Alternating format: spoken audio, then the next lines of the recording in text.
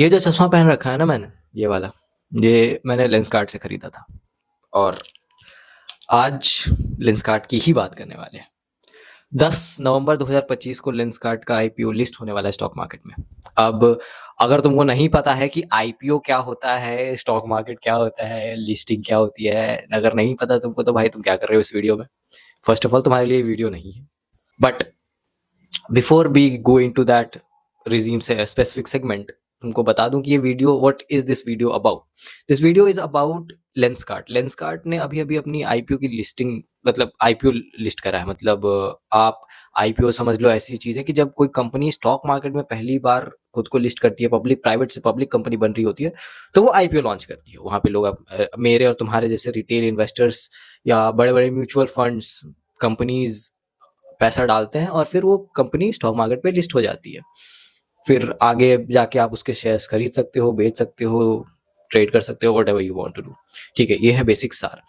अब कुछ चल रहा है इसको लेके टंटा। टंटा ये चल रहा है कि बहुत सारे फाइनेंशियल एक्सपर्ट्स जो है ना, उन्होंने बताया ये है कि कुछ तो गड़बड़ है रे बाबा। मतलब आईपीओ जो लेंसकार्ट का आ रहा है वो उसकी वैल्यूएशन में कुछ दिक्कत है। मतलब कंपनी है इतना सा, उसको दिखाया इतना जा रहा है। समझ रहे हो तुम मेरी बातों को? कंपनी इतना सा है, उसको दिखाया इतना बड़ा जा रहा है। ये है पूरा झेल। अब before I go into the detail of all this thing, just know the fact that कि मैं कोई रजिस्टर्ड फाइनेंशियल एडवाइजर तो हूँ नहीं। मैं हूँ बिल्कुल तुम्हारे जैसा एक इंडिपेंडेंट रिटेल इन्वेस्टर। ठीक है, तो मेरे को भी मेरा पैसा उतना ही प्यारा है जितना तुमको तुम्हारा है। ठीक है, and just for the sake of humanity, मेरा इसमें और कोई मोटिव नहीं है, just for the sake of humanity, just so that तुम अपने पैसों के सेफ रख सको। मैं तुमको ये बता रहा हूँ आज कि क्यों सेबी और क्यों ये लेंसकार्ट वाला आईपीओ का क्या झोल चल रहा है और क्या इससे तुमको सीखना चाहिए ताकि तुमको आगे भी काम आएगा। तुम्हें at the end of the video तुम्हें क्या समझना है इज दैट कि you have to gain the motive of me. ठीक है, मैं जो तुमको बताने वाला हूँ, लेकिन क्योंकि होता क्या है ना कि I as a retail investor I am facing the same problems that you guys face. क्योंकि वो जो सारे लोग होते हैं ना, फाइनेंशियल एडवाइजर्स जो बैठे हुए पूरे इंटरनेट पे आर्टिकल्स लिख रहे हैं, यूट्यूब पे वीडियोस बना रहे हैं, उन सबकी वीडियोस देखोगे तो सबसे बड़ा problem as a retail investor ये है ना कि मेरा ये डेली का काम तो है नहीं।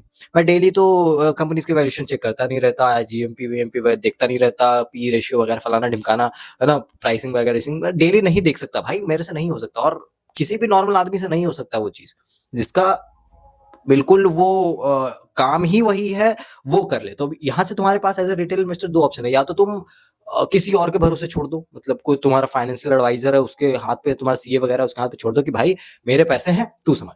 लेकिन आई बिलीव कि सिंस पैसे मेरे हैं तो मेरे को कुछ चीजें कुछ समझ आनी चाहिए। और इंटरनेट पे बैठे हुए फाइनेंशियल एडवाइजर्स की सबसे बड़ी दिक्कत ये है कि वो टर्मिनोलॉजी में इतना सारा बात कर लेते हैं ना कि मेरे जैसे और आपके जैसे रिटेल इन्वेस्टर्स को चीजें समझ में ही नहीं आती है।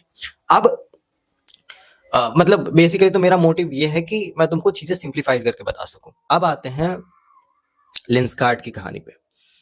तो सबसे पहला कहानी लेंसकार्ट का, सबसे पहला एक सेंटेंस में अगर इसको सम अप करना हो तो तुमको बताना ये चाहूंगा कि इंडिया के अंदर पूरा का पूरा आईवेयर चश्मों का जो मार्केट है ना, वो $10 बिलियन पे वैल्यूड है। मतलब पूरा मार्केट का साइज $10 बिलियन का है।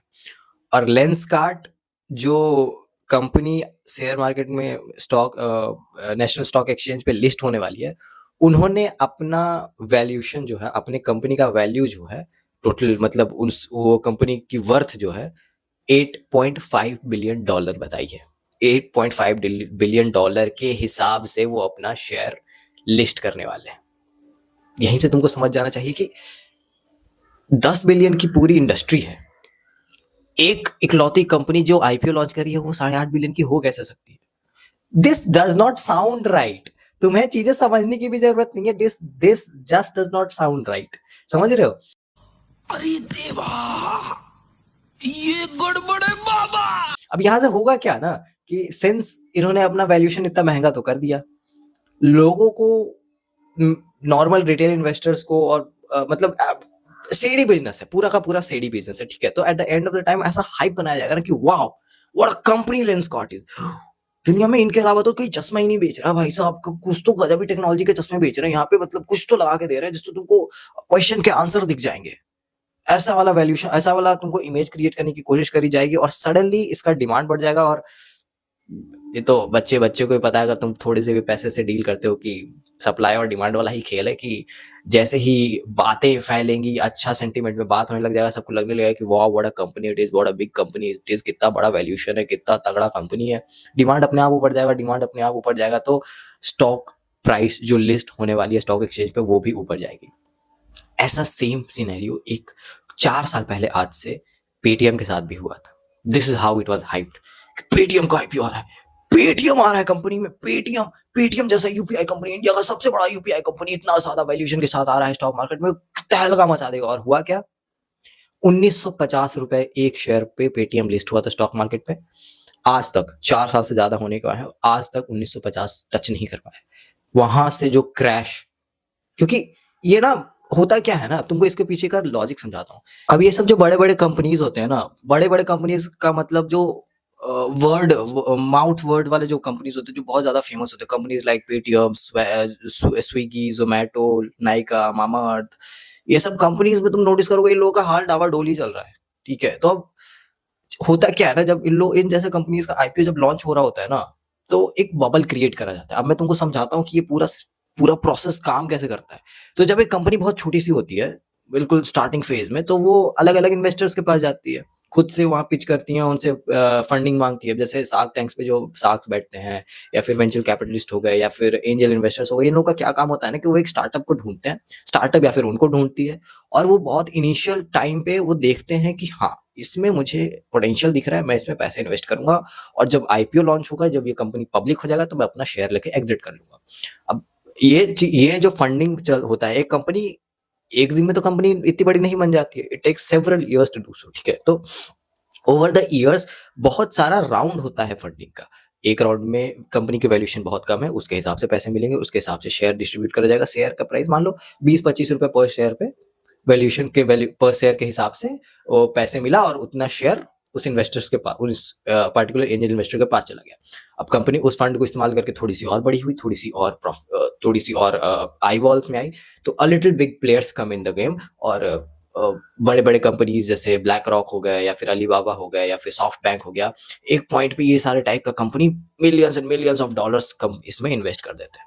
और उस पॉइंट तक में भी कंपनी की वैल्यूएशन काफी सॉफ्ट होती, काफी हल्की कम होती है। ठीक है, ताकि उन लोगों को बहुत डिस्काउंटेड प्राइस पे शेयर्स मिल जाते हैं। This is the whole game. अब यहाँ पे फंडा ये है कि एक बार जब ये फॉरेन इंस्टीट्यूशनल या फिर बड़े बड़े प्लेयर्स एक बार वो उस पीक, एक कंपनी के पीक वैल्यूएशन पे एक कंपनी रीच कर गई, और वो जो पब्लिक लिस्ट होने को तैयार हो गई, जैसे पेटीएम हुई पब्लिकली लिस्ट, जैसे लेंसकार्ट होने वाली है 10 तारीख को लिस्ट। क्या होता है कि excuse, कि इन सारे बड़े बड़े प्लेयर्स को ना, इन सारे बड़े बड़े क्यूआईबीज, क्वालिफाइड इंस्टीट्यूशनल बायर्स, या फिर एफआईआईज, फॉरेन इंस्टीट्यूशनल इन्वेस्टर्स, ये सब लोगों को बेसिकली मोटिव तो इतना ही है ना कि उनको प्रॉफिट बनाना है। तो अब जिस सस्ते कम वैल्यू के टाइम पे उन्होंने अपना पैसा इसमें इन्वेस्ट करा था, तो now it's time to take everything back. अब क्या होगा कि वो सेम पैसा जो कंपनी के अंदर लगा हुआ था, वो अब रिप्लेस हो जाएगा, या फिर उसके ऊपर और ऐड ऑन कर दिया जाएगा, कि जो पहले से जिन्होंने क्यूआईबीज और एफआईआईज ने पैसा इन्वेस्ट करा था, वो अब अपना प्रॉफिट लेके निकल जाएंगे, और रिटेल वाले लोग अपने पैसे वहां पे डाल देंगे। और इसमें ज्यादा से ज्यादा प्रॉफिट बनाने के लिए, वो टर्न आउट करने के लिए, यहाँ पे बीच में बहुत बड़ा रोल प्ले होता है म्यूचुअल फंड्स का। म्यूचुअल फंड्स इतनी दोगली जात है भाई साहब। मतलब बेसिकली म्यूचुअल फंड्स का क्या काम है, म्यूचुअल फंड्स अलग अलग कंपनीज में पैसा इन्वेस्ट करते हैं। मेरी तरफ से मैं पर्सनली, मैं अपना मान लो, अगर मैं अपने 500 रुपए दे रहा हूँ, तो वो एक एक रुपए 500 कंपनीज में भी इन्वेस्ट कर सकता है, या फिर 5-5 रुपए 100 कंपनीज में इन्वेस्ट करता है। I don't know, I have no control over that. वो उनका जो मर्जी होगा वो करेंगे। अब यहाँ पे होता है ये खेल, यहीं पे ये पूरा फियास्को स्टार्ट होता है। अब ये काफी सीडी मार्केट है, इसको पंप करना का काफी सीडी मार्केट, तो मैं क्लेम करके नहीं बता रहा हूँ, बट ओवरऑल देखो आइडिया तो सबको ही है। ठीक है, यहाँ पे ऐसी पैसों को स्विच करा जाता है कि वो जो बड़े-बड़े इन्वेस्टर्स हैं इस कंपनी को, जो जिन्होंने बहुत पहले से इस कंपनी को फंड कर रखा है, इस फंड कंपनी में अपना पैसा डाल रखे हैं, नाउ इट्स टाइम कि वो अपना प्रॉफिट बुक करे और निकल जाए।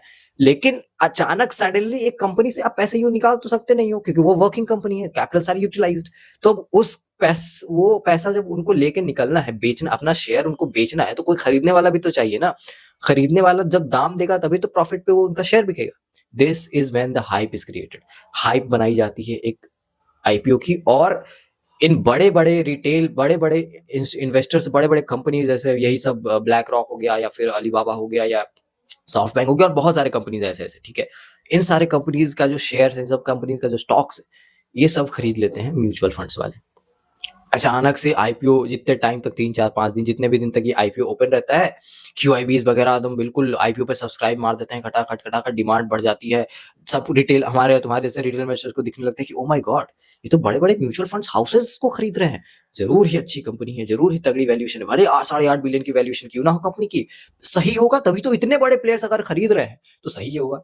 बट एट द हम लोग ये बात समझ नहीं पाते हैं कि उन म्यूचुअल फंड्स वाले लोगों के पास भी तो पैसा हमारा ही है ना, उनके बाप का क्या जा रहा है। वो तो अगर इस कंपनी एक पार्टिकुलर लेंस कार्ड पे अगर वो लॉस भी कर देते हैं, इसके बाद अगर वो डिमांड गिर भी जाती है, बड़े बड़े इंस्टीट्यूशनल इन्वेस्टर्स ने तो अपना प्रॉफिट बुक करके निकल गए, वो लोग तो निकल गए, soft bank, black rock, Alibaba, ये सब सारी कंपनी जो इन्वेस्टेड थे वो सब तो लेके निकल गए अपने पैसे, ह्यूज सेलिंग हो गई, म्यूचुअल फंड्स ने खरीद लिया सारा कुछ। अब इसमें म्यूचुअल फंड्स का क्या जा रहा है, म्यूचुअल फंड्स को तो एक्सपेंस रेशियो काटना है ना। वो इन्वेस्ट कर रहे हैं, वो इन्वेस्ट करने से पहले ही वो अपना कट ले लेते हैं म्यूचुअल फंड्स। मैं अगर अपना 100 रुपए किसी म्यूचुअल फंड को दे रहा हूँ कि मेरे 100 रुपए इन्वेस्ट कर दो, तो वो 99 रुपीज ही इन्वेस्ट करेगा, वो 1 रुपया as an expense already cut कर लेगा मेरा पहले ही, प्रॉफिट पे नहीं। मतलब most of the mutual funds profit पे थोड़ी ना काटते हैं तुम्हारा पैसा, नहीं, सेल करने पे नहीं काटते हैं वो, already they cut the money and they cut their charge and then they invest your money.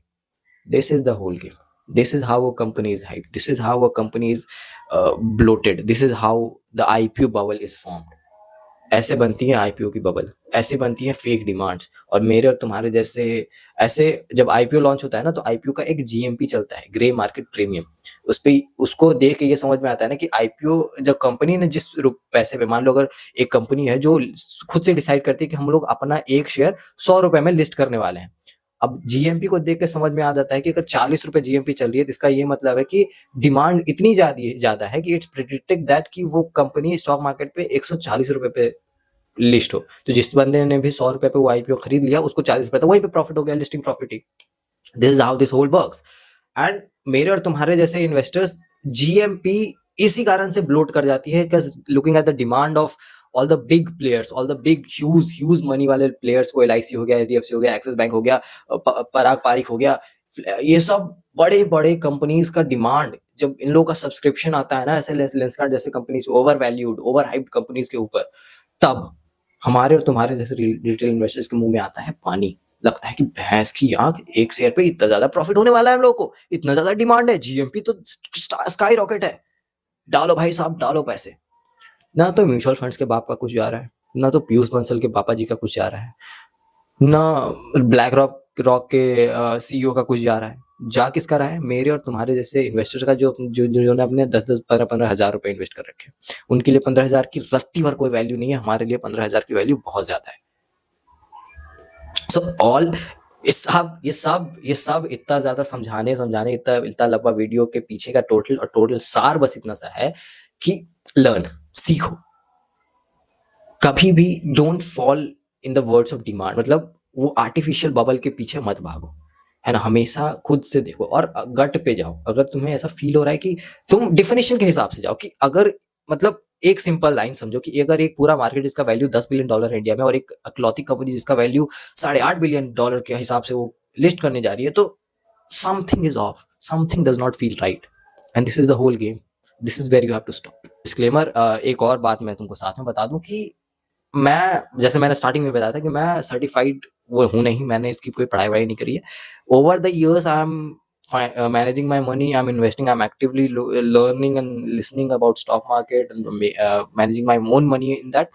तो मैं जो भी बता रहा हूँ वो एक बहुत ही पर्सनल पॉइंट ऑफ व्यू से बता रहा हूँ। और अगर तुमको कहीं पे भी कहीं पे भी तुम ऐसा, तुमको अगर इस पूरे वीडियो में तुम थोड़े से ज़्यादा मेरे से नॉलेजेबल हो, तुमको कहीं भी ऐसा फ़ील हुआ हो कि this is a place that you have missed out, तो प्लीज़ मेरे को कमेंट्स में लिख के मेरे को एजुकेट करो, मेरे को पॉइंट आउट करो कि यहाँ पे भाई तूने गलती कर दी, यहाँ पे तूने बात गलत करी, यहाँ पे आई डिसएग्री विथ यू। चीज़ें मेरे को बताओ, जहाँ पे तुम एग्री करते हो वो भी तुम मुझे नीचे लिख के प्लीज़ बताओ, क्योंकि मैं चीज़ें सीखना चाहता हूँ। तुम्हारे जैसे मैं भी चीज़ें सीख रहा हूँ, ओवर द टाइम मैं चीज़ें तुमको शेयर कर रहा हूँ, जो भी मैं सीख रहा हूँ। तो ऐसे ही अगर कुछ और भी if there's something else that you want to know that I should add on, या फिर अगला वीडियो जो मेरे को किसी हिसाब से बनानी चाहिए, feel free to do so. I'll see you in the next one. Bye.